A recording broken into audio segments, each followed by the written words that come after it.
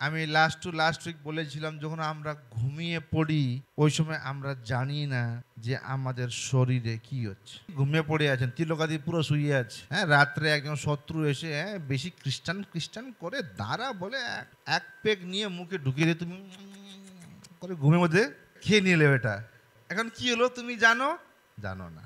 স্বপ্ন, যখন স্বপ্ন দেখি, কি তুমি বলো যে আমি আজকে বাবাদের ঘুমানোর সময় আজকে আমি মুনকে মাত্র দেখবো, কাউকে দেখবো না, বলে শো, হ্যাঁ, মুনকে বলে দেখবে, পুরো চন্দ্রমা দেখে নেবে তুমি, হ্যাঁ, পুরো সৌরমণ্ডলের স্বপ্ন। আজকে কি হয়ে গেল বাবারা এটা?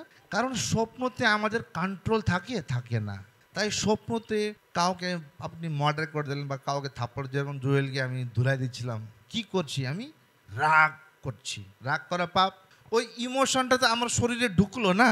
আমি জানি আমি শুয়ে আছি, আমার কি দোষ, শুতে দেবে লোককে, কিন্তু শোয়ার সময় আমার শরীরে কি হচ্ছে আমার কন্ট্রোল নাই। ওই সময় শোয়ার সময় কে বীজ বয়ে গেল জানেই না। যদি দ্বিতীয় দিনে ওরা একটু দেখতো এই পায়ের ছাপটা, পাছাটা চোর টোর এসে কিছু লাগাছে নাকি, চলো দেখি খুদে।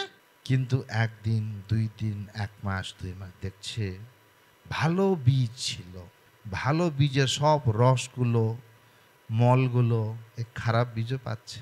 তাই সকালে আপনারা সবাই যখন উঠবেন, প্রভু যিশু, আমার এই শরীরকে তোমার রক্ত দিয়ে ধুয়ে দাও।